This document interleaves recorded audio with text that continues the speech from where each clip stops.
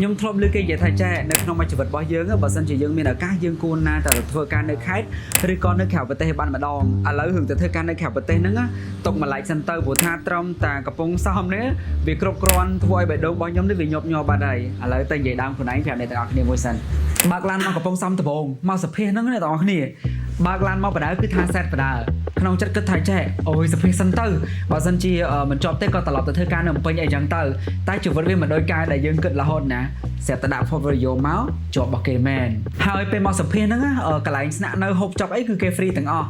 គេនៅកន្លែងគេមកយប់ព្រឹកឡើងបានយើងងើបទៅសម្ភារអីចឹងទៅហើយឲ្យពេលទៅសម្ភារហ្នឹងអ្នកដែលសម្ភារខ្ញុំហ្នឹងសួរខ្ញុំមួយម៉ាត់គឺថាខ្ញុំឆ្លើយមួយម៉ាត់បាទសភាបដៅភ័យបដៅមិនភ័យខ្លាចអត់ជាប់ទេណាអ្នកនរនេះគឺភ័យខ្លាចជាប់ស្រាប់តែចុងក្រោយជាប់មែនឥឡូវហ្នឹងគឺថាមួយឆ្នាំជាងហើយខ្ញុំមកធ្វើការនៅទីនេះនៅពេលដែលយើងដឹងថាយើងជាប់ហើយពេលដែលយើងត្រឡប់ទៅភ្នំពេញវិញដល់ថ្ងៃដែលយើងត្រូវមកយើងមកត្រូវរើកៅអៅមក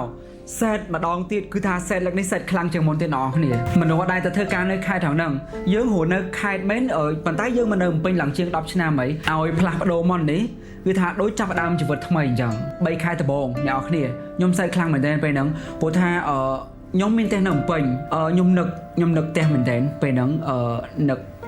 មិត្តភ័ក្តិនឹកមនុស្សស្នាលនិយាយនឹកគ្រប់យ៉ាងដែលនៅភ្នំពេញអីចឹងណាប៉ុន្តែមានរឿងតែមួយគត់ដែលអាចទាញចិត្តរបស់ខ្ញុំឲ្យនៅនេះបានតាំងពីដំបូងមកដល់ឥឡូវគឺខ្ញុំចូលចិត្តសមុទ្រអ្នកនរគ្នាផ្លេចទៅដូចប្រាប់មុនហ្នឹងអញ្ចឹងជាង1ឆ្នាំហើយខ្ញុំក៏ចាប់ផ្ដើមស្រឡាញ់នៅទីនេះដែរព្រោះថា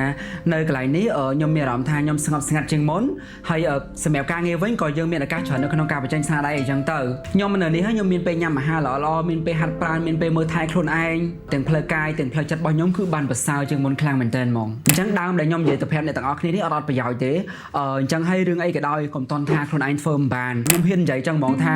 គ្រប់ការចាប់ផ្ដើមគឺវាពិបាកខ្លាំងមែនទែនប៉ុន្តែបើយើងមិនសាកទេយើងអត់ដឹងទេថារឿងទាំងអស់ហ្នឹងអាចផ្លាស់ប្ដូរជីវិតយើងឲ្យប្រសើរជាងមុនក៏ថាបានដែរជាស្រ័យដូចខ្ញុំអញ្ចឹងតាមពិតទៅមនុស្សយើងអត់ព្រមទទួលស្គាល់ទេថាការដែលគេសល់លុយហ្នឹងគឺមកពីគេឆ្លាតជាងយើងឥឡូវកុំតន់អាចនិយាយគេ